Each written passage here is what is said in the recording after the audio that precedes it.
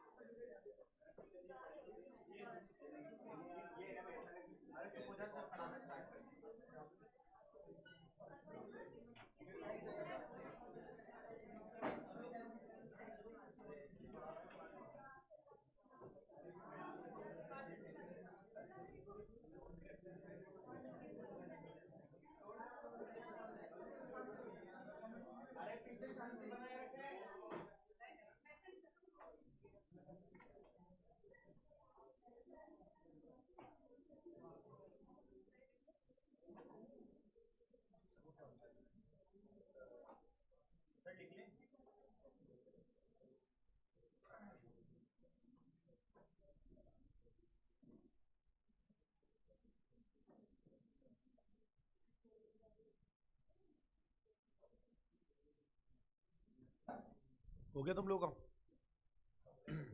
नहीं, वो तो हुआ तो अभी है, कब का तो नहीं हुआ। खैर कोई बात नहीं, अब जो निकल गया वो तो निकल गया, ऊपर का वो तो समझाऊंगा नहीं। अब इसके आगे का समझिए। तो as defined in applicable F R F, अब कल से यही होगा, मैं तो आके पढ़ाने लग जाऊंगा, तुम्हारे को समझ में आए तो बढ़िया, नहीं तो कोई बात नहीं। As defined in applicable F R F, और दूसरा है एस पर ऐसे 550। तो ऐसे 550 में क्या दे रखा है वो देख लेते हैं हम लोग, ठीक है? वहां से सीधा देखेंगे। 50 बार समझा दिया, समझ भी नहीं आती बात, अब क्या करें, अब कि तो दूध पीते बच्चे हो क्या तुम लोग?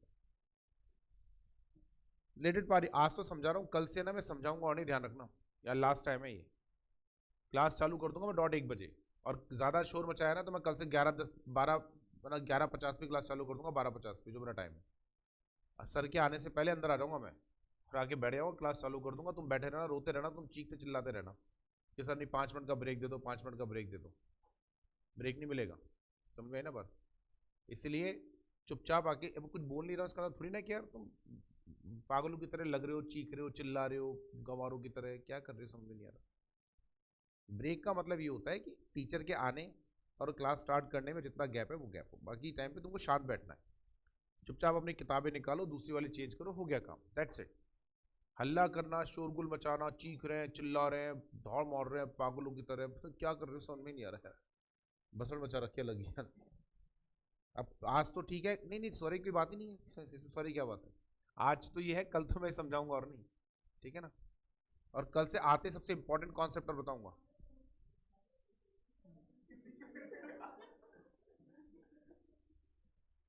रिलेटेड पार्टी ट्रांजेक्शन का मतलब ये देखो,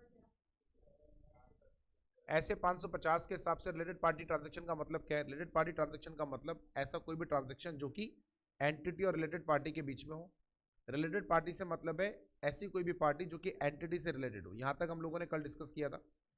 अब रिलेटेड पार्टी में किसको मानते हैं, ये बहुत इंपॉर्टेंट कॉन्सेप्ट है कि रिलेटेड पार्टी मानना किसको है। वैसे तो हमें पता है जो भी एंटिटी से रिलेटेड है, अगर आपको बाय एंड लार्ज ऐसी पढ़ना हो तो आप ये बोल सकते हो कि किसी भी एंटिटी के जो ओनर्स होते हैं, ये हम लोग इन जनरल बात कर रहे हैं, किसी भी एंटिटी के जो ओनर्स हैं या जो उसके मैनेजर्स होते हैं। See manager do not mean the when we talk about the word manager, then it does not mean the person who is a manager.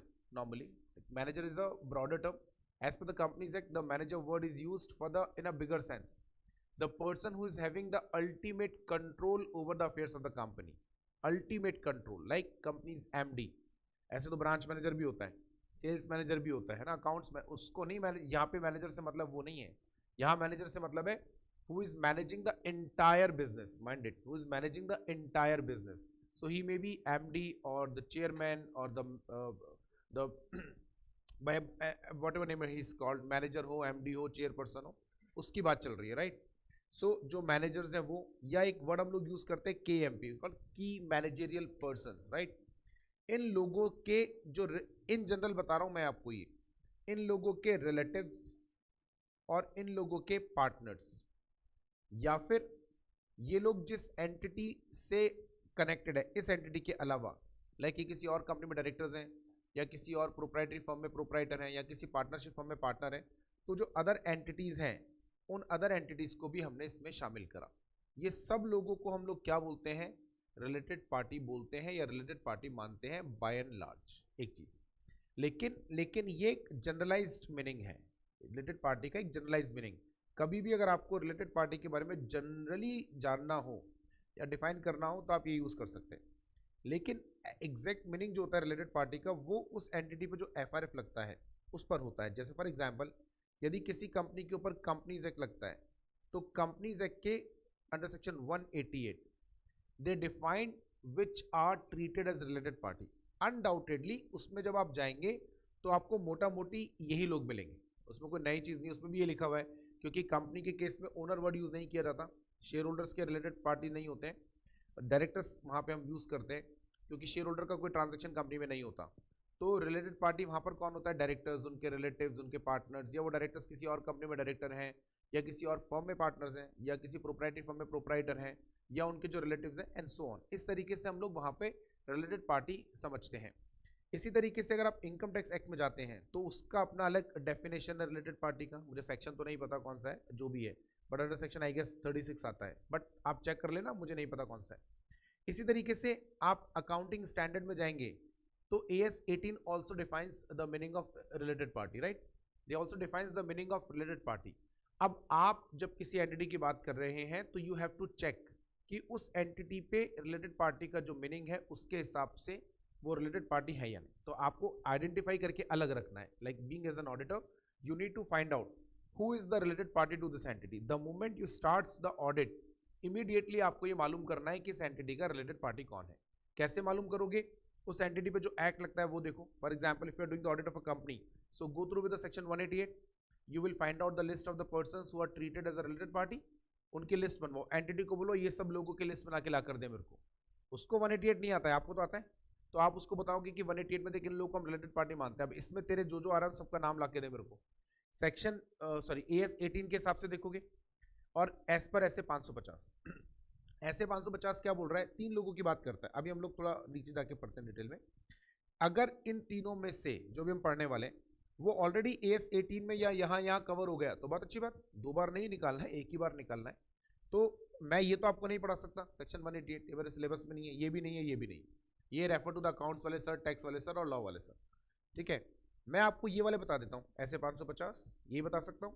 अब जो मैं 3 आपको बताने जा रहा हूँ जो कि ऐसे 550 के हिसाब से रिलेटेड पार्टी है, वो अगर ऑलरेडी इधर इधर या इधर कवर अप हो गए तो वेल एंड गुड, नहीं तो फिर अलग से इनको भी लेंगे, राइट। यानी बाय एंड लार्ज आपको किसी भी एंटिटी की मैं बात करूं, लिसन दिस केयरफुली, तो हर एंटिटी को पहले ये डिसाइड कर लेना चाहिए साल के बिगिनिंग में एंटिटी को कि हमारी रिलेटेड पार्टी कौन कौन है। और कैसे डिसाइड करेंगे? ये जो आपके ऊपर एक्ट लग रहा है उसके हिसाब से, AS 18 और ऐसे 550। इसीलिए कंपनीज और the bigger entities use to have chartered accountants in their company as an employees. They have hundreds of the chartered accountants in their company. Why?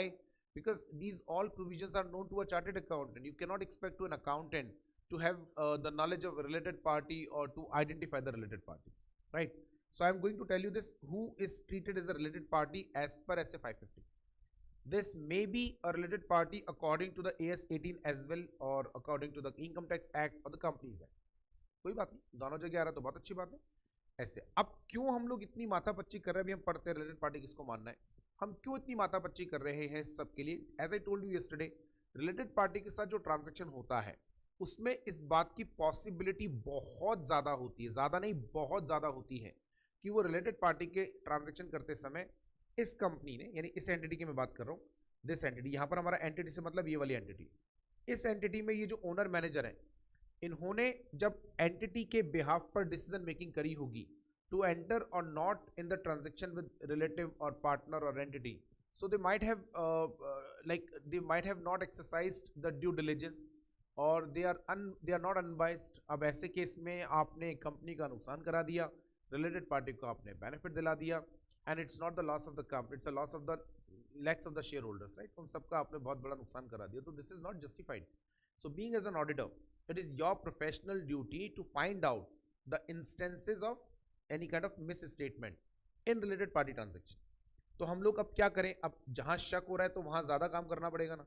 ऐसे हम कोई चैलेंज नहीं कर रहे हैं कि आपके रिलेटेड पार्टी ट्रांजेक्शन में मिस स्टेटमेंट हो गई नहीं, ऐसा हमने कोई चैलेंज नहीं करा है. हम सिर्फ इतना बोल रहे हैं कि आपके रिलेटेड पार्टी ट्रांजेक्शन में पॉसिबिलिटी ऑफ मिस स्टेटमेंट ज्यादा है. So we need to look after those transactions more carefully.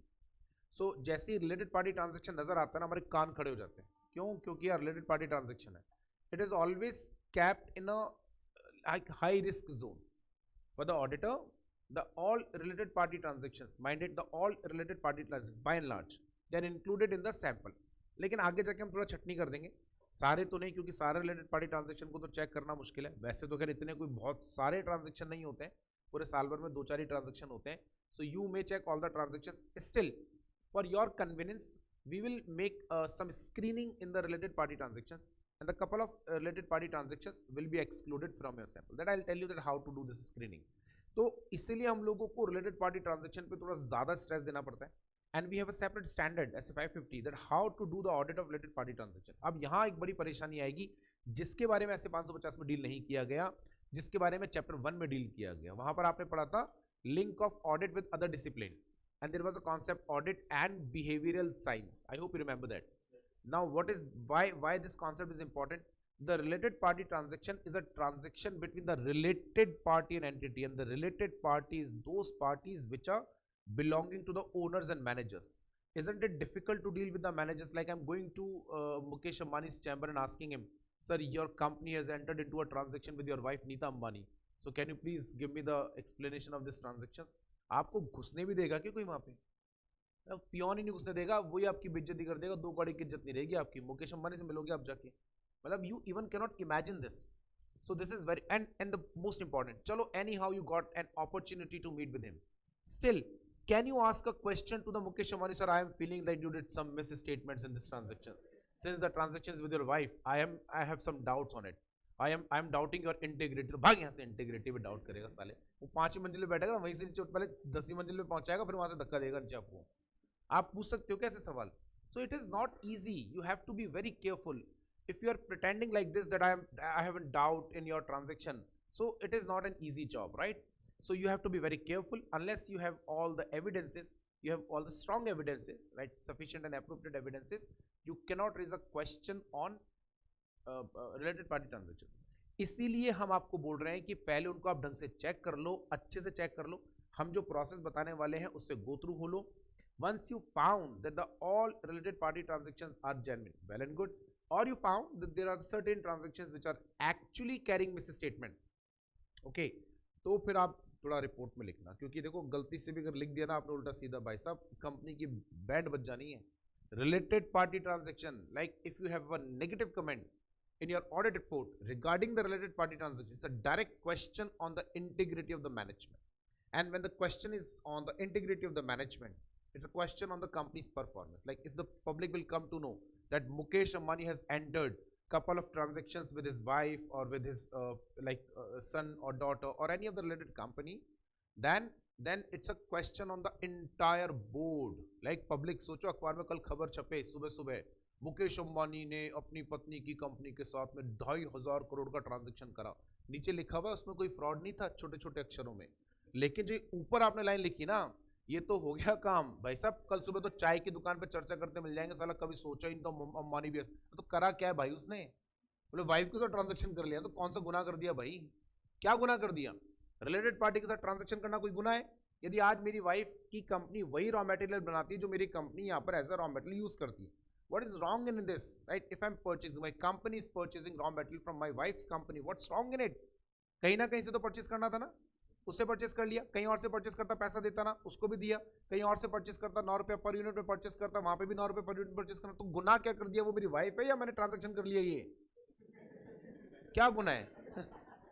कुछ भी नहीं ना, but it is creating a kind of perception in the people mind that यार कुछ तो गलत है, कुछ तो गड़बड़ है दया, कुछ तो गड़बड़ है। ये कॉन्सेप्ट की वजह से हम लोगों को रिलेटेड पार्टी ट्रांजैक्शन को थोड़ा प्रोमिनेंटली चेक करना जरूरी होता है, right? So I hope this is clear that why we are checking the related party transactions so deeply. See कुछ लोगों के, कल एक बच्चे से मेरे को, कोई बच्चे ने मेरे को बोला, वो सर आप बहुत ही ज़्यादा डीप में पढ़ा देते, इतना रिक्वायर्ड नहीं है। नहीं, अब लगा उसको ऐसा, बोले सर आप ना मतलब और टीचर्स तो सर वो तो पढ़ाते हैं, उतना हमको लगता है सफिशिएंट है, तो बेटा वहीं पढ़ लो फिर, यदि डीप में नहीं पढ़ना है ना तो वहाँ पढ़ लो, वो आपकी इच्छा है, हम आपको फोर्स नहीं कर सकते। तो कहता सर नहीं नहीं वो तो आपको सर चैप्टर 3 चलते हुए इतने दिन हो गए, इतने दिन होते तू सिखाएगा मेरे को कितने दिन चलेगा chapter 3? It is my call, I have to decide. Okay, अगर आपको लगता है किसी को भी बहुत डीप में चलेगा, इतना डीप में नहीं जाना चाहिए, बिल्कुल नहीं जाना चाहिए, गहराई में तभी डूबना चाहिए जब तुम्हारे अंदर क्षमता हो डूबने की। जो तैरने की अगर किसी को अगर है ना जज्बा, तो वो कूदे गहराई में, वरना वो आपके तालाब में पानी लेके छींटे मार लो, आपके लिए वही है। अब जब बाई चांस अगर किसी ने समुद्र में कूदो तो मर जाना फिर, ठीक है? इसलिए जिसको लग रहा है ना कि ये डीप में है भाई साहब, तो ऐसे ही चलेगा ये, तो ठीक है। चलो, तो ये रिलेटेड पार्टी का मीनिंग है, सर ये रिलेटेड पार्टी का कॉन्सेप्ट है। You must understand this concept कि क्यों आखिर ऐसे 550 क्यों। अब रिलेटेड पार्टी में हम किसको काउंट कर रहे हैं? जैसे मैंने आपको ये बता दिया जनरल, ये मैंने आपको क्यों बताया, क्योंकि मैं आपको ये तीनों नहीं पढ़ा रहा हूँ, क्योंकि मैं पढ़ा नहीं सकता, तो मैंने तीनों का एक समरी बता दिया आपको। आप तीनों जब पढ़ेंगे, जब भी आप जाएंगे, जैसे ये सीए फाइनल में पढ़ोगे, ये शायद आपके टैक्स वाले सर पढ़ाए, एएसएटी अकाउंट्स वाले सर पढ़ाएंगे, आप जब भी पढ़ोगे ना आपको अल्टीमेटली यही मिलेगा, इसलिए घबराने की बात नहीं। आप मान लीजिए कि आपने पढ़ लिया, ये वाला मैं आपको पढ़ा रहा हूँ। रिलेटेड पार्टी में कौन आता है? बड़ा सिंपल सा कॉन्सेप्ट है, देखो जरा ध्यान से। पहला, द एंटिटी ऑन विच, अब यहां पर आप दिमाग में रखना, किसी एक एंटिटी को अपने दिमाग में रखना ना, entity on which the reporting entity. ये रिपोर्टिंग एंटिटी का मतलब क्या होता है? रिपोर्टिंग एंटिटी का मतलब है वो एंटिटी जिसकी आप बात कर रहे हो या जिसकी आप ऑडिट कर रहे हो, right? The reporting entity, entity on which reporting entity has control. और इसका उल्टा कर लो, entity which has control, which has control on reporting entity. पहले वाला केस है जहां पर एंटिटी का किसी और एंटिटी पर रिपोर्टिंग एंटिटी का कंट्रोल है, और दूसरा केस है जहां पर रिपोर्टिंग एंटिटी के ऊपर किसी और का कंट्रोल है। Isn't it very easy? Yes. For example, talking about the Z limited, the Z limited is the entity which is the reporting entity, इसकी हम बात कर रहे हैं। इसके ऊपर जिसका कंट्रोल है और इसका जिस पे कंट्रोल है, ठीक है? For example, P limited, P limited is having 60% capital of Z Limited, and the Z Limited holds 55% capital of say Q Limited. Okay, so for Z, Q as well as P both are related party. इसको हमने reporting entity माना है. Okay, so for Z Limited, like अगर आप Z Limited की बात कर रहे हैं तो P Limited is the related party, the Q Limited is the related party. Q कौन है? जिस पर हमारा कंट्रोल है। P कौन है? जिसका हम पे कंट्रोल है। कंट्रोल कैसे आता है? कंट्रोल आता है व्हेन यू हैव नहीं, कंट्रोल दो तरीके से आता है। हाँ बोलो बोलो बोलो, सही बोल रहे हो। ऐसे नहीं बोलते, ज्यादा लोग उनके हैं, ज्यादा लोग हमारे हैं। अरे ये भी नहीं बोलते हैं कि मेजोरिटी हमारी, एक ही बात है, ज्यादा मतलब मेजोरिटी। अरे व्हेन यू आप सही बोल रहे हो, बोल आप गलत नहीं रहे हो, मैं आपको प्रॉपर बस वर्ड्स दे रहा हूं, बोल आप सही रहे हो। When you have right to appoint और remove majority of the directors, right. ऐसा नहीं कि हमारे वहां पे लोग हैं, आप मेजॉरिटी मतलब हमारे पास राइट है कि किसी कंपनी के मेजॉरिटी डायरेक्टर्स को हम रिमूव कर सकते हैं या ला सकते हैं, राइट। आपने सबने सही बोला, बस तरीके से ही। दूसरा क्या होता है, when you have more than 50% capital of other company, अगर आपके पास किसी कंपनी का 50% से ज्यादा कैपिटल है, तो in that case that company will be your, like you will be having control on that company, ऐसे बोलना चाहिए आपको। तो अगर किसी का आपके ऊपर कंट्रोल है वो भी रिलेटेड पार्टी है, आपके ऊपर किसी का कंट्रोल है वो भी रिलेटेड पार्टी, किसी पर आपका कंट्रोल है वो भी रिलेटेड पार्टी, राइट। यहां तक कोई कंफ्यूजन नहीं। लेकिन सोचो, अच्छा अगर हम लोग अकाउंट्स की भाषा में बोले तो इसको बोलते हैं subsidiary company, this is known as holding company. Clear? Any doubts? Now the other company, तीसरा वाला मैं नीचे लिख देता हूं, वहां पे तो जगह नहीं बची। एक कंपनी है, say for example RP limited, for example नहीं आरपी लिमिटेड नहीं, हाँ चलो आरपी लिमिटेड, राइट। अभी जो आरपी लिमिटेड कंपनी है, इस आरपी लिमिटेड कंपनी में कुछ और नाम रख दो, अजीब सा लग रहा है जी, पवन पीजे लिमिटेड कर दो, ठीक है, कंपनी है पीजे लिमिटेड। अब इस पीजे लिमिटेड पे हमारा कंट्रोल कितना है, जेड लिमिटेड का 60%, ओके। तो जेड लिमिटेड के लिए क्यू लिमिटेड सब्सिडरी है, जेड के लिए क्या पीजे लिमिटेड भी सब्सिडरी है क्या? बोलो ना हाँ या ना। अब इन दोनों का रिश्ता आपस में क्या कहलाता है जी? क्या? अरे मेरे सुन तो लो यार, तुम पता नहीं क्या क्या, अरे इन दोनों का रिश्ता, लाइक अगर आप इस समय, मैं बोल लूं, सिस्टर ब्रदर कंसर्न बाद में कर लें, हैं भाई बहन के रिश्ते बाद में बना लें, पहले पढ़ लें एक बार। पीजे लिमिटेड और क्यू, मैं जेड लिमिटेड रिपोर्टिंग एंटिटी है, चलो एक काम करता हूं, मैं सवाल ही चेंज कर देता हूं, झंझट ही खत्म हो जाएगा। मान लीजिए पी लिमिटेड की एक सब्सिडरी है पीजे लिमिटेड, और पीजे लिमिटेड के, पी लिमिटेड के पास का 60% कैपिटल है। अब हमको आंसर देना है जेड लिमिटेड के हिसाब से, यानी आप इसकी ऑडिट कर रहे हैं for the Z, P limited is the holding company, right. तो ये आपके लिए रिलेटेड पार्टी है, इस वाली कैटेगरी में आ गई। Q limited is the subsidiary, ये आपके रिलेटेड पार्टी इस कैटेगरी में आ गई। पीजे लिमिटेड और जेड लिमिटेड का रिश्ता क्या है? पीजे लिमिटेड और जेड लिमिटेड का, पीजे लिमिटेड एंड जेड, यानी जेड लिमिटेड के लिए पीजे लिमिटेड क्या कहलाएगी? Holding subsidy related party. तो मैंने बताया नहीं अभी है या नहीं, मेरे को तो खाली और बताओ कि जेड, जैसे क्यू को हम सब्सिडरी बोल रहे हैं, होल्डिंग बोलेंगे, ऐसे बोलोगे होल्डिंग की सब्सिडरी, मैं तेरे चाचा की बेटी का भाई, मेरी मम्मी के बेटे का भाई है, तो मेरा क्या कहलाया? मौसा। ऐसे बोलते हो क्या? इसको बोलते हैं co subsidiary, this is called as co subsidiary. और ये जो sister concern, brother concern, wife concern, husband concern, ये शब्दों का प्रयोग कंपनीज एक्ट नहीं करता। कंपनीज एक्ट में शब्द नहीं मिलेंगे आपको सिस्टर कंसर्न, ब्रदर कंसर्न। सबसी कंपनीज एक्ट में होल्डिंग कंपनी, सब्सिडरी कंपनी, को सब्सिडरी। एक और होता है क्यू लिमिटेड की, आपको सारे आंसर जेड लिमिटेड के हिसाब से देने, आंसर ध्यान रखिएगा, ठीक है। क्यू लिमिटेड की एक और कंपनी एमएस लिमिटेड, इसके पास 75% कैपिटल है, ठीक है। अब ये एमएस लिमिटेड क्या कहलाएगी जेड की?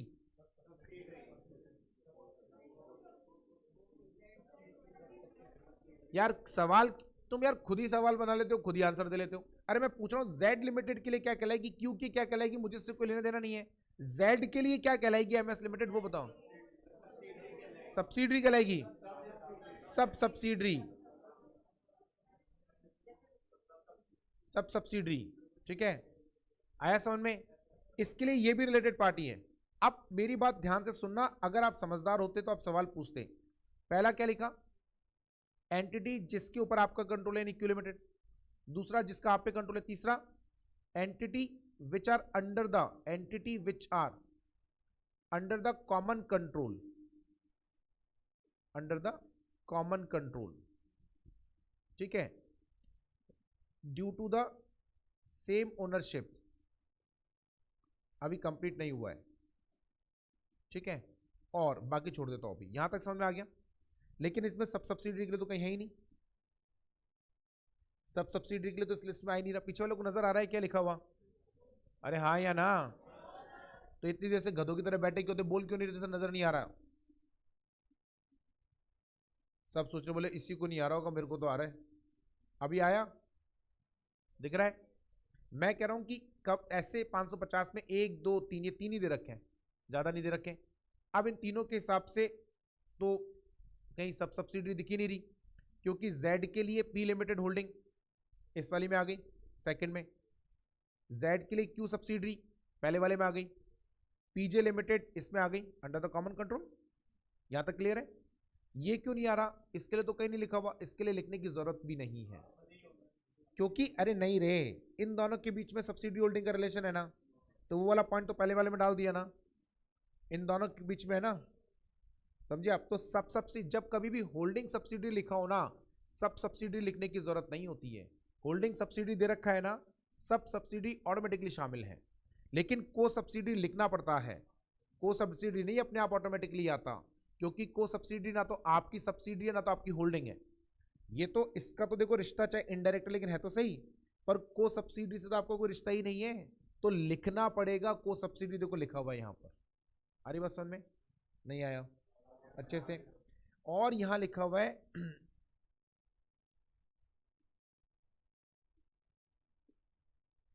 तो ये और बीमारी है इसके अंदर, और सेम फैमिली मेंबर। अब ये थोड़ा समस्या है, ध्यान से सुनना इसको। मुकेश अंबानी की कंपनी के पास रिलायंस की, सॉरी अनिल अंबानी की किसी भी कंपनी का 1% भी कैपिटल नहीं, ना रिलायंस सॉरी अनिल अंबानी की किसी कंपनी के पास मुकेश अंबानी की किसी कंपनी का कैपिटल है, कोई नहीं है, 1 रुपए का भी लेना देना नहीं, राइट? कोई लेना देना नहीं, तो भी दोनों की कंपनी आपस में रिलेटेड पार्टी मानी जाएंगी, राइट? क्यों? सेम, दोनों की मम्मी सेम है, समझे आप? अब चूंकि दोनों की मम्मी सेम है, मम्मी पापा दोनों ही, पापा तो अब रहे नहीं ना इसलिए पापा है, हाँ, सेम फैमिली मेंबर, पापा भी सेम ही है तो लेकिन पापा अब रहे नहीं इसलिए बोला नहीं, तो मम्मी दोनों की चूंकि सेम है, सेम फैमिली मेंबर में, अब मुकेश अंबानी और अनिल अंबानी की कंपनीज का आपस में कोई लेना देना नहीं है, no holding, no subsidy, no share capital, nothing, right? तो in that case still they will be counted as related parties. So all the companies of Mukesh Ambani will treat all companies or persons of Anil Ambani's company as related party, right? अच्छा, अनिल अंबानी तो है ही क्योंकि brother sister है, तो हमने ऊपर relative word use किया था ना, तो मुकेश अंबानी के लिए रिलेटिव वर्ड था ना, तो for the Mukesh Ambani companies, Anil Ambani, his wife, right, his kids, okay, and other relatives, they all will be treated as, and their companies will also be treated as a related party. Reason being same family member. Is it clear?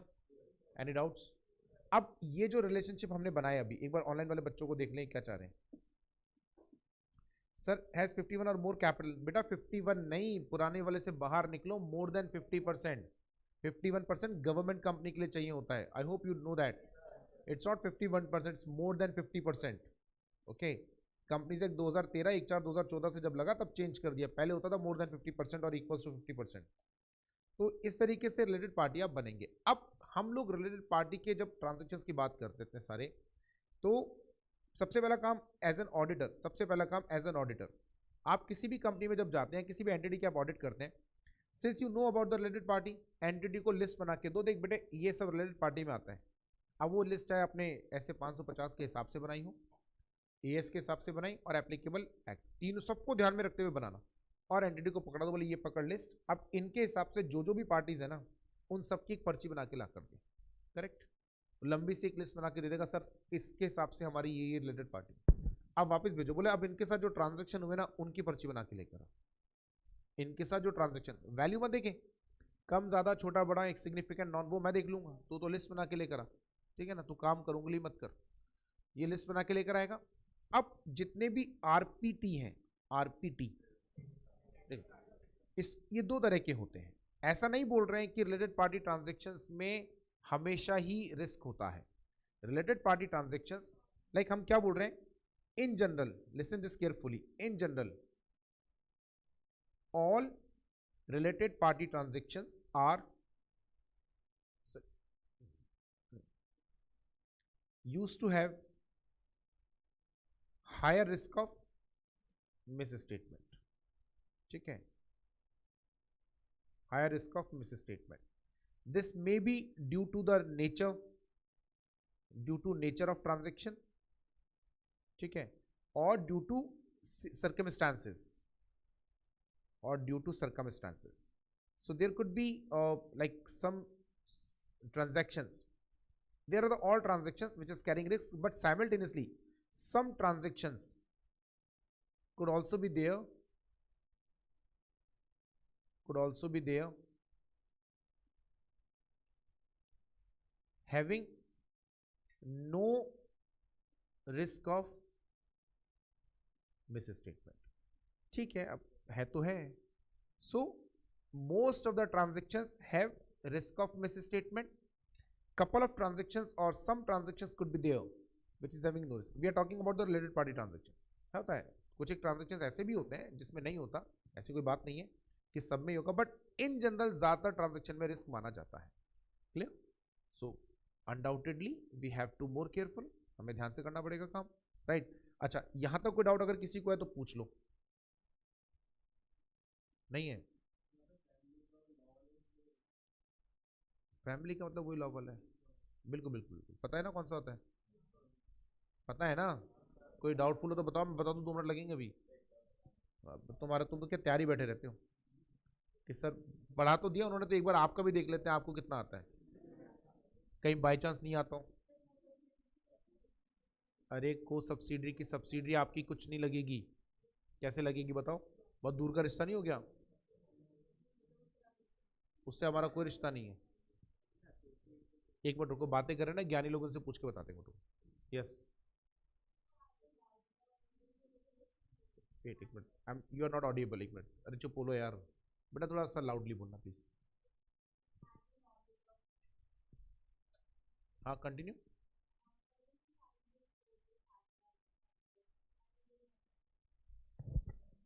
We haven't completed, actually we haven't completed the standard, that is why you're not getting the answer of this question. You're asking what is the exposure, risk exposure in this kind of the transactions. See, when you enter any transaction with the related party, there is always a possibility that you could have given some benefit to the related party. For example, if my company is going to purchase some raw material from my wife's company and the price of the raw material which we are going to purchase is ordinarily 10 rupees in the market, that will tell you.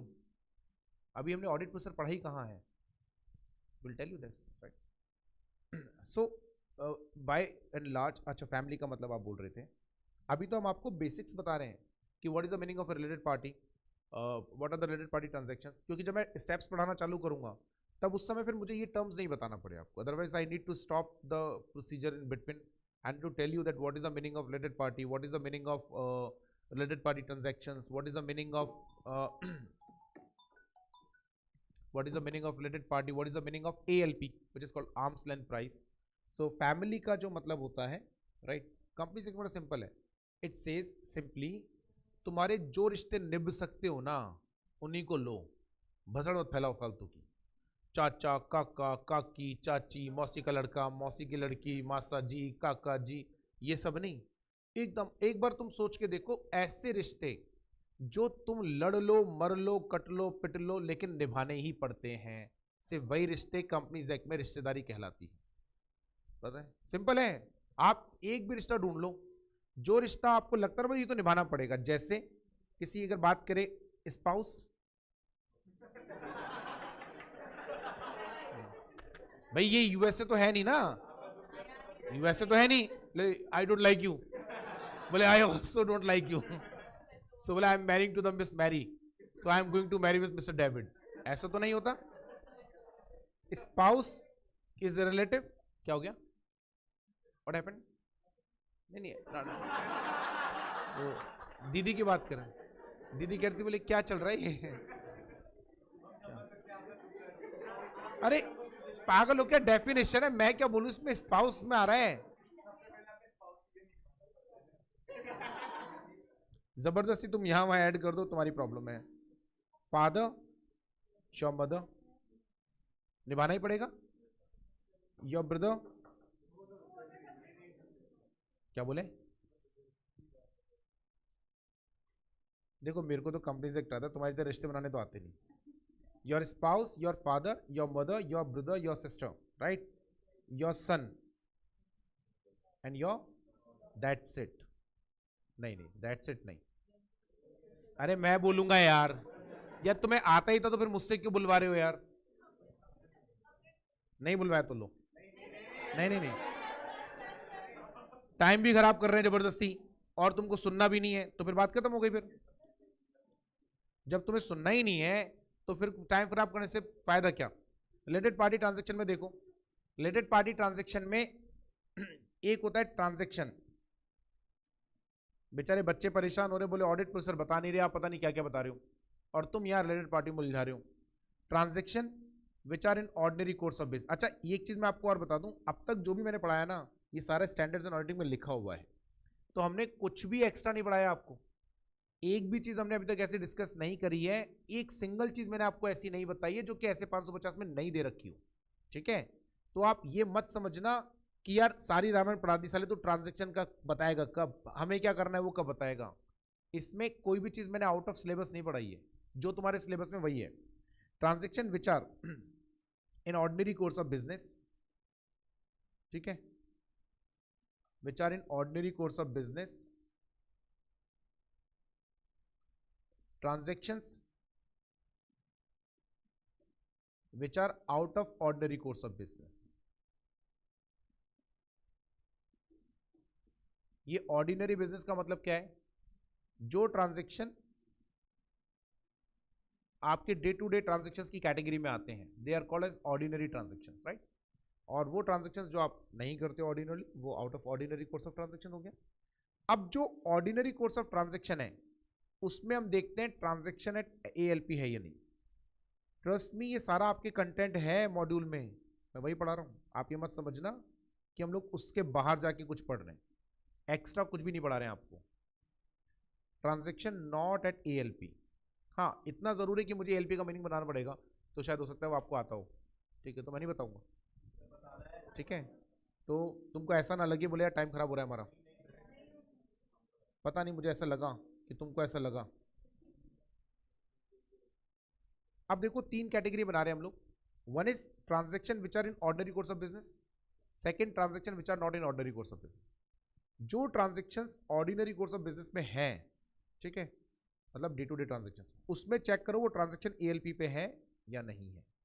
जो transaction ordinary course of business में ही नहीं है, इससे कोई फर्क ही नहीं पड़ता whether it is at ALP और not, whether it is at ALP और नॉट, चेक ही मत करना, क्योंकि always not allowed, always not allowed. जो ट्रांजैक्शन आपका बिजनेस का ही पार्ट नहीं है उसको तो सस्ते में, जैसे फॉर एग्जांपल मेरा एक कोचिंग इंस्टीट्यूट है, अब मेरे भाई ने एक इलेक्ट्रॉनिक की शॉप खोला, ओके, मेरे पास बहुत सारा पैसा है, इस बिजनेस में बहुत सारा पैसा कमा लिया, बहुत सारे रिजर्व्स भी पड़े हुए। मेरे भाई ने एसी का शॉप खोला नया, अब इनॉग्रल डे का सेल्स दिखाना अच्छा लगता है ना, हमारे इंडिया में ऐसा होता है इनॉग्रल डे का सेल्स दिखाते, तो just to show a higher amount of the sales मैंने 100 एसी खरीद लिए, चाहिए नहीं क्योंकि हमारा ऑर्डिनरी कोर्स ऑफ बिजनेस तो नहीं है। 100 AC, just considering this entire premise, आप इसी को इमेजिन कर लो, 100 एसी मैंने खरीद लिए, पैसे की कोई कमी नहीं है, लेकिन मेरे भाई ने भी अपना भाई का फर्ज निभाया, और जो 25,000 का एसी वो बाजार से खरीद के लेकर आया, मुझे सिर्फ 23,000 में दे दिया। यानी आपको एएलपी छोड़ो, मार्केट प्राइस कॉस्ट से भी कम पे दे दिया, कॉस्ट मार्केट प्राइस नहीं, कॉस्ट से भी कम पे दे दिया। लेकिन सवाल ये नहीं है, सवाल ये है कि क्या ये ट्रांजैक्शन की नीड थी क्या आपको? तो ये ट्रांजैक्शन एएलपी पे था, नहीं था, सस्ता था, महंगा था, doesn't matter, the 23 lakh rupees which you spended, it's completely a waste, auditor has to report in his report, right? डालना पड़ेगा। अब आप कैसे जस्टिफाई करोगे? एंड बोले और 25 को 23 में मिल रहा था, तो भाई 25 का कल को बोइंग अपना हवाई जहाज 2 करोड़ का 1.5 में बेच देगा, तो तू क्या 10 हवाई जहाज खरीद लाएगा क्या? ये क्या बात हुई कि अब मशीन गन फ्री मिल रही है तो उठा लाएंगे क्या? नहीं ना। तो आप समझो जो transaction ordinary course of business से बाहर है, this transaction is not at all allowed, ALP नहीं देखा जाता। पर जो transaction ordinary course of business में है, ठीक है, वो ट्रांजैक्शन हम चेक करते हैं एएलपी पे है या नहीं। अगर ये एएलपी पे है देन ओके, ओके मतलब you don't need to report in your audit report. But अगर ट्रांजेक्शन एएलपी पे नहीं है, auditor shall inquire into the reasons of it, inquire into the reasons of it. You have to find out what are the reasons of doing. ऐसे मत करना कि ALP पे नहीं उठाया सीधा रिपोर्ट में टिका दिया, ऐसे पागलों की तरह नहीं कि अरे ALP पे नहीं है तो चोरी करता है तू, फ्रॉड है फ्रॉड है फ्रॉड है, और रिपोर्ट में टिका दिया। अरे उसका रीजन तो पूछो, you might have some justified reasons, और उस रीजन को अगर आपको जस्टिफाइड रीजन नहीं मिलता है and you found any misstatement, then you have to make this in your report. Is it clear? This is how an auditor reports in his audit. I hope to some extent you got the answer of your question. To some extent, steps are still pending, but you got the answer that why an auditor is checking the transactions. So you have to report in your audit report that why the transactions has been entered not at ALP. Now the question is there any difference in the ALP and the market price? Yes, there is a difference. I know आपको पता होगा, but फिर भी बता रहा हूँ. There is a difference. ALP and market price में difference होता है. फॉर एग्जाम्पल यदि आप किसी शॉप पर गए and you ask for the price of this mobile one piece, तो set for example it's 10,000 rupees, but when you ask that I am going to purchase 10 mobiles, how much discount will offer me, set okay fine will give you at 8,000 rupees, okay, और आपने बोला 100 piece चाहिए, ठीक है, final 7,000 rupees, not below to this, this is ALP. कैसे निकला? अब इसको जरा थोड़ी देर के लिए भूल जाओ और साइड में रख दो. मैं मेरे किसी रिलेटिव की दुकान से 100 मोबाइल खरीद के लेकर आया, और उसने मुझे, मेरे कोई रिलेटिव मेरी दुकान पर आया और उसने मुझसे 100 मोबाइल खरीदे, जिसको मैं ऑर्डिनरली मार्केट में 10,000 रुपये बेचता हूँ. उसने मुझसे 100 मोबाइल खरीदे और मैंने उसको 7,000 रुपये एक मोबाइल का दिया. अब मेरा ऑडिटर आता है, he raises a question on me, तूने अपने रिलेटेड पार्टी के साथ ट्रांजेक्शन करने के लिए अपनी कंपनी को नुकसान पहुंचा दिया. मेरा ऑडिटर मुझ पर क्वेश्चनिंग कर रहा है कि मैंने अपनी रिलेटेड पार्टी को फायदा पहुंचाया और उसको फायदा पहुंचाने के लिए मैंने इस कंपनी का 30,000 रुपए का नुकसान करा दिया. 3,000 कम में दिया, सॉरी 3 लाख रुपए का नुकसान करा दिया. ऐसा वो मेरे ऊपर क्वेश्चनिंग कर रहा है. बोले क्यों, ऐसा क्यों बोल रहे हो आप? बोले तू मार्केट में कितने का बेचता? 10,000 का. तूने अपने रिलेटेड पार्टी को कितने का बेचा? 7,000 का. So you offered a loss to the company. तो क्या वो सही बोल रहा है? नहीं, ये कंपैरिजन का तरीका गलत है. आपने देखा कि मैं एक व्यक्ति को इसको बेचा तो मैंने 10,000 का बेचा, ये मेरा रिलेटिव है इसको बेचा तो 7,000 का बेचा, and you compared this price and you simply reported in the audit report entity ने related party transaction करने के लिए अपनी कंपनी का नुकसान करा दिया. Is it the right way to compare? No. अगर आपको कंपेयर करना था ना तो आप क्या कंपेयर करते? ये जो हमारा ट्रांजेक्शन हुआ ना, ये ट्रांजेक्शन आप मार्केट प्राइस से कंपेयर नहीं कर सकते, ALP से. ध्यान से सुनना इस लाइन को, एक विलिंग बायर हो एक विलिंग सेलर हो. What is ALP? A willing buyer and a willing seller, right? Buyer looking for the lowest price undoubtedly, and the seller is looking for the highest price. Now when they bargain for the price and the price at which they reaches, willing buyer willing seller, willing buyer willing seller unrelated to each other, willing buyer willing seller unrelated to each other, right, having the bargaining for a product, okay, उससे जो price निकल कर आता है ना उसको बोलते हैं ALP.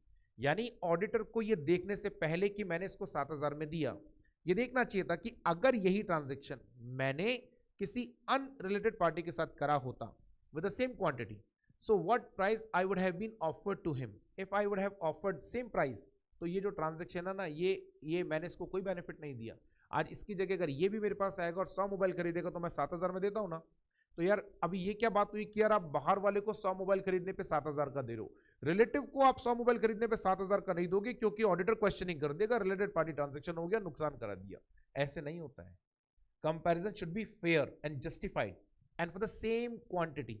हाँ, अगर मैं 100 मोबाइल किसी और को बेचता हूं 8,000 पे, तो आप कह सकते हो कि मैंने 1,000 रुपए ज्यादा में कम में बेचा, तो मैंने इस एंटिटी का 1 लाख का नुकसान करा दिया, ये आप बोल सकते हो. सो आपको ALP पे चलना है, मार्केट प्राइस पे नहीं. माइंडेड, ALP पे. इसलिए हम कभी भी रिलेटेड पार्टी ट्रांजैक्शन में मार्केट प्राइस वर्ड का यूज नहीं करते, ALP का यूज करते. अब आपके मन में एक सवाल आएगा कि हम लोग ALP निकालेंगे कैसे? मैं कैसे निकालूंगा? तो आपको नहीं निकालनी, एंटिटी से पूछो इतनी क्वांटिटी जिस जिसको बेची ना उनका बिल लेकर आ. इतनी क्वांटिटी जो आपने रिलेटेड पार्टी के ट्रांजैक्शन की लिस्ट मंगा ली ना आपने, अब उन ट्रांजैक्शन जितनी सेम क्वांटिटी अगर आपने किसी और को पहले बेची है तो वो मुझे ट्रांजैक्शन का डिटेल ला के दो, उससे पता चलेगा. मान लो उतनी क्वांटिटी कभी किसी को बेची ही नहीं, तो फिर हम लोग एंटिटी से पूछते हैं एक रैंडम असेसमेंट करके कि that what price you charges, like what is the rate of discount which you offer. कि अगर कोई 10 खरीदता है तो कितना दोगे, 15 खरीदता है तो कितना दोगे, 50 खरीदता है तो कितना दोगे. उसके हिसाब से हम असेस करेंगे कि ALP क्या होना चाहिए था, राइट। और थोड़ी और मेहनत अगर आप कर सकते हो, दुकान पे जाओ किसी और पे, वहां जाके पूछो कि 10,000 का मोबाइल अगर हम 100 पीस खरीदेंगे तो कितना मिलेगा, पता चलेगा। परफेक्ट कंपटीशन है आज के टाइम पे, मोनोपोली तो होता नहीं, मोनोपोलिस्टिक ही नहीं होता, मोनोपोली तो बहुत दूर की बात है, पता चल जाएगा। So this all you need to do.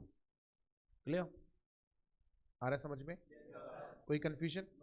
Everything clear about the related party? Good. Now the question is what is auditor's duty? Let's have a look into the module कि जो हमने पढ़ा वो है भी या नहीं, या हमने एम पूरा चेप दिया। ऐसे 550 related party deals with the auditors responsibility regarding the related party relationship and transactions. दोनों की बात करता है, रिलेटेड पार्टी रिलेशनशिप की और रिलेटेड पार्टी ट्रांजेक्शंस की। When performing an audit of financial statements, definition of related party. A related party is defined in applicable FRF. ये applicable FRF क्या है? जो एक्ट एंटिटी पर लगता है, एक्ट एप्लीकेबल टू एंटिटी, ठीक है, एक्ट एप्लीकेबल टू एंटिटी। इसके अलावा जो मैंने आपको बोला ASAT, तो उसके हिसाब से देखो, इसके अलावा where the applicable FRF establishes minimal or no related party requirement, then a person or entity that has control or significant influence directly or indirectly through one or more intermediaries over the reporting entity. अब आपने अभी तक इसमें क्या पढ़ा? Person or entity has control or significant influence. Significant influence का मतलब भी वही होता है कि आपके पास में ये राइट है कि आप उसके मेजॉरिटी डायरेक्टर्स को ला सकते हो, हटा सकते हो, या आप उसके डिसीजन मेकिंग को चेंज कर सकते हो। लेकिन ये डायरेक्टली भी समझ में आ गया, इनडायरेक्टली क्या है अभी थोड़ी देर बाद बताऊंगा इनडायरेक्टली क्या होता है, राइट। सेकेंड, यहां तक तो कोई कंफ्यूजन नहीं है? यस, कौन सा? ALP वाला, हाँ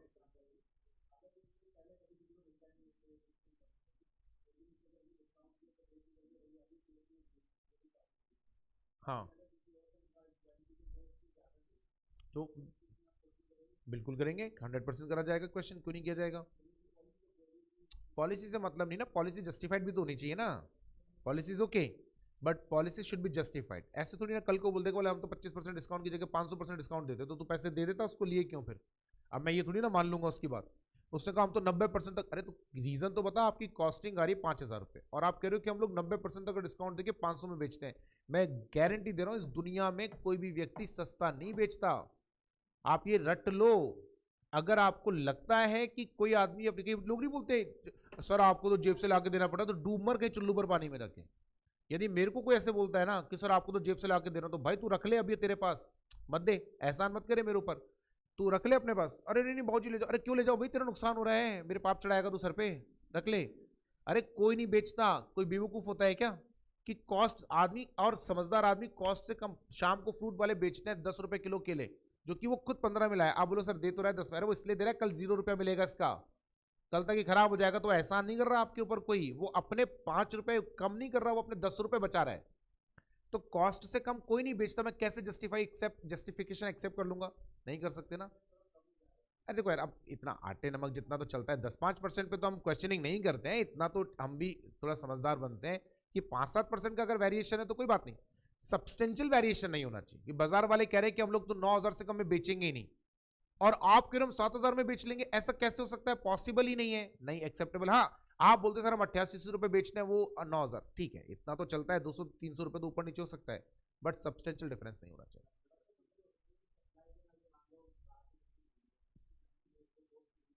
तो आप जस्टिफाई कर दो ना कॉस्ट से, मुझे जस्टिफाई तो करोगे आप कॉस्ट से कि सर वो 8,000 से कम में इसलिए नहीं बेच रहा 9,000 से क्योंकि उसकी कॉस्ट 7,000 पड़ रही है, हमारी 5,000 पड़ रही है, इसलिए हम 7, तो मैं जस्टिफिकेशन मेरे को एक्सेप्ट हुआ ना, बस। तो ये जो जो आप समझो, आप एज एन ऑर्डिनरी पर्सन बात करोगे ना, you will automatically come to know that whether the reason is justifiable or not. There is nothing like that I need to tell you ये पॉलिसी है वो पॉलिसी है। Being as a layman, not as an auditor, being as a layman, you have to find out whether it is acceptable or not, that's it. Okay, कोई rocket science नहीं है इसके अंदर। Second, another entity over which the reporting entity has a control or significant influence. देखो उल्टा हो गया, पहले हमने पढ़ा वो एंटिटी जिसका हम पे कंट्रोल है और जिसका अब हम पहले जिस पे हमारा कंट्रोल है और जिसको हम कंट्रोल कर रहे हैं। The third, another entity that is under the common control with the reporting entity through common control ownership. जो आपकी रिपोर्टिंग एंटिटी है उसके साथ साथ दूसरी एंटिटी पे भी कंट्रोल है, राइट, जो भी पढ़ा था ना को subsidiary, over the owners of the close family members, Mukesh Ambani, Reliance Ambani वाला एग्जांपल, एंड द कॉमन की मैनेजमेंट। की मैनेजरल पर्सन दोनों में सेम है, लिखने की जरूरत नहीं थी, पहले वाले में आ गया। मैंने बताया था ना की मैनेजरल पर्सन इस कंपनी का डायरेक्टर किसी और कंपनी में भी डायरेक्टर है, तो जो और कंपनी है ना वो भी आपकी रिलेटेड पार्टी मानी जाएगी, कॉमन की managerial person, right. So this is how we identify. लेकिन अब ऊपर हम लोग जो छोड़ कर आए वो हम छोड़ कर आए कि रिलेटेड पार्टी में इनडायरेक्टली का मतलब क्या है। देखो वैसे तो मैं बताना नहीं चाहता क्योंकि मेरे सिलेबस से अब इसके ज्यादा बताऊंगा तो मुझे पूरा होल्डिंग सब्सिडी समझाना पड़ेगा आपको, फिर भी मैं थोड़ा सा बता देता हूँ, ठीक है ना। एक अलग एग्जाम्पल ले लेते हैं, जैसे कोई कंपनी है say for example VS limited, VJ limited, ठीक है ना, एक कंपनी वीजे लिमिटेड। अब वीजे लिमिटेड के पास में, ठीक है, इसके पास में के लिमिटेड, इसके पास में के लिमिटेड का 60% है, ठीक है। और एक और कंपनी है जिसका नाम है से फॉर एग्जाम्पल, अरे तो डीजी लिमिटेड के पीछे क्यों पड़ रहा है यार, एस लिमिटेड। डीजी लिमिटेड में तेरा क्या इंटरेस्ट आ रहा है, अच्छे अच्छे नाम लिख रहा हूँ ना मैं यहाँ पे। ये खत्री सर की कंपनी है, श्वेता मैडम की कंपनी है, तो के लिमिटेड, एस लिमिटेड, इसमें है 70%। अब जरा ध्यान से सुनना, एक और कंपनी है जिसमें से डीजी लिमिटेड लिख देता हूं, जिसमें 40% कैपिटल है के लिमिटेड का, 40%, ठीक है, और 35% है वीजे लिमिटेड का। अब डीजी लिमिटेड किसकी सब्सिडी मानी जाएगी, वीजे की लिमिटेड कैसे बनेगी भाई, किसी के पास भी 50% ऊपर नहीं है। कॉम्बिनेशन मतलब इसका 40 और 35 जोड़ लूं 65, ऐसा, ऐसे यही बोल रहे हैं ना, पागल है क्या। के लिमिटेड का 60% वीजे लिमिटेड के पास में है, तो जो भी के का है उसका 60 वीजे का है, पूरा नहीं। वीजे के पास के लिमिटेड का 60% है तो बाकी 40% तो माइनॉरिटी हो गए ना, तो जो भी के लिमिटेड का है उसका 60% किसका है, वीजे का, यानी 40 का 60% कितना हो गया, 24। अच्छा मैंने 44 सुना, और 35 आपके पास डायरेक्टली है, तो कुल मिलाकर कितना हो गया, 59 हो गई ना सब्सिडी। इसको बोलते हैं indirect holding, it's called indirect holding, got it. और भी होते हैं लेकिन अब मैं उसमें जा नहीं रहा हूं, उतना मेरे काम का नहीं है, मैं क्या के लिए बताऊं, ठीक है। ऐसे बहुत मतलब होल्डिंग सब्सिडी के ऊपर अगर लेक्चर लेने बैठे पूरे 1 घंटे का लेक्चर जाएगा, इसमें और भी ऑप्शंस हैं। तो इस तरीके से आप क्या बनाओगे, अपनी रिलेटेड पार्टी बनाओगे, ठीक है। हावर अच्छा अब आती है एक काम की चीज जो हमारे लिए बहुत इंपॉर्टेंट है, बेटा गवर्नमेंट में ये रिश्ते मत लगाना। कैसे, नहीं नहीं लगाना, पूरे नहीं मैं बता रहा हूं। जैसे हमने ऊपर एक पढ़ा था क्लोज फैमिली मेंबर्स या कॉमन कंट्रोलशिप। अब आरएससीबी, राजस्थान स्टेट इलेक्ट्रिसिटी बोर्ड, बिजली देता है जो हमको, और अपना नगर निगम जो काम नहीं करता, ये दोनों अंडर सेम ओनरशिप है राजस्थान सरकार, बट ये दोनों आपस में रिलेटेड पार्टी नहीं माने जाते। यानी किसी स्टेट गवर्नमेंट या सेंट्रल गवर्नमेंट के अंडर में अगर दो है entities, so they are not treated as a related party at all, okay. और आपको पता है ये जो सड़क पे लाइटें लगती है ना, ये नगर निगम लगवाता है, इसका बिजली का बिल आता है, बकायदा जेवीवीएनएल बिल भेजता है नगर निगम को, और बकायदा नगर निगम पेमेंट करता है, और अगर नगर निगम पेमेंट नहीं करता तो जेवीवीएनएल वाले आके बिजली काट देते हैं, तो वहां की सारी लाइटें बंद रहेंगी। हो क्या रहा है, एक गवर्नमेंट डिपार्टमेंट की पॉकेट से रेवेन्यू निकलकर दूसरे गवर्नमेंट डिपार्टमेंट की पॉकेट में जा रहा है, जाएगा तो अल्टीमेटली गवर्नमेंट ट्रेजरी में ही, पर ये ऐसे ही होता है। तो गवर्नमेंट एंटिटीज अगर अंडर कॉमन कंट्रोल है तो भी रिलेटेड पार्टी नहीं माना जाएगा, right.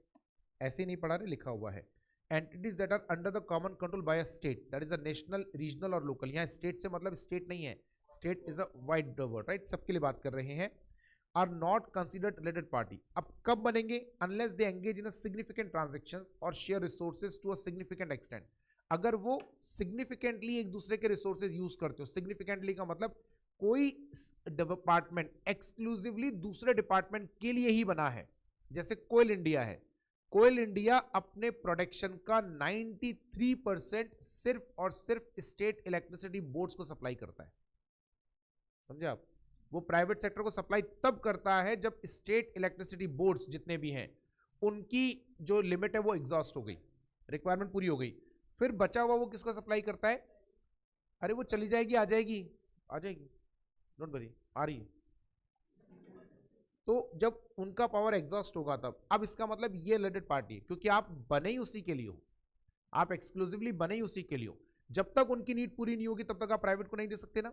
So in that case that you have been developed or you have been established with the object to work only for the other department, okay, so in that case they are treated as a related party, otherwise नहीं बनेगा, right. जैसे JVVNL है, JVVNL is not at all bound to necessarily supply to the government departments only.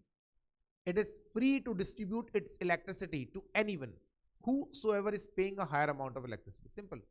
आज अगर सरकार ज्यादा पैसा देगी तो सरकार को बिजली बेचेगा, अगर हम लोग ज्यादा पैसा दे रहे हैं वो हमको बेचेगा, इसमें कोई डिस्क्रिमिनेशन नहीं है, करेक्ट। तो वो रिलेटेड पार्टी नहीं माने जाते, ठीक है, clear? Any confusion? Good. Now the related party, nature of related party, relationship and transaction. Many, अभी तो मैंने आपको ऊपर पढ़ा था ना कि देखो कुछ ट्रांजेक्शंस के अंदर रिस्क होता है, कुछ में नहीं होता। अभी हम लोग पढ़ रहे थे यहाँ पे, दिखाऊं, ये रहा, जहां पे भी था, मतलब ये रहा, ये वाला पॉइंट पढ़ रहे हैं हम लोग अभी, ठीक है। क्या लिखा हुआ है देखो, many related party transactions are in normal course of business. In such circumstances they may carry no higher risk of, देखो क्या लिखा है, in the normal course of business. In such cases they may carry no higher risk of misstatement of the financial statement than similar transaction with the unrelated parties. इसी तरह का transaction अगर unrelated party के साथ होता लेकिन ordinary course of business में, तो हो सकता है उसमें रिस्क ना हो। However, the nature of related party relationship and transaction may in some circumstances give rise to the higher risk of material misstatement to the financial statement than transactions. पर इस पूरे में इन्होंने ये नहीं बताया कौन से में, ये तो बताया कुछ ट्रांजेक्शन में ज्यादा रिस्क होता है, कुछ में कम। अब मैं आपसे ऑर्डिनरली पूछ रहा हूं कि किन ट्रांजेक्शन में रिस्क ज्यादा होगा। जैसे हमारे पास यहाँ पे 2 ट्रांजेक्शन हैं, राइट। इन ट्रांजेक्शन में हमने जो पढ़ा, किसमें रिस्क ज्यादा होगा? अनडाउटेडली इनमें रिस्क ज्यादा है, क्योंकि ऑर्डनरी कोर्स ऑफ बिजनेस से बाहर है। इनमें हो सकता है ना हो सकता है कोई जेन्युइन ट्रांजैक्शन हो, चेक करने पता लगेगा, लेकिन रिस्क तो ज्यादा ही है ना। क्यों? क्योंकि ऑर्डिनरी कोर्स ऑफ बिजनेस से बाहर है, आपने करा ट्रांजैक्शन, इसका मतलब हो सकता है आपने रिलेटेड पार्टी को बेनिफिट देने के लिए ही करा हो, और ऐसा होता है कि वो ट्रांजैक्शन की जरूरत नहीं थी, सिर्फ और सिर्फ रिलेटेड पार्टी को बेनिफिट देना था, इसलिए वो ट्रांजैक्शन कर दिया। तो यार सवाल तो उठाऊंगा ही ना, आपको रिस्क ऑफ मिस स्टेटमेंट तो मानना पड़ेगा ना। इस वाले ट्रांजैक्शन पे रिस्क कम है, इनमें भी इस पे रिस्क ज्यादा है, इस पे कम है, right? So you need to assess risk of misstatement in the different categories of related party transactions and accordingly we will respond, right? अब क्या respond करना है वो कल बताएंगे। ऑनलाइन वाले बच्चों के अगर कोई डाउट हो तो बता दें। वेट, ऑनलाइन वाले बच्चों के अगर कोई डाउट हो तो बताएं।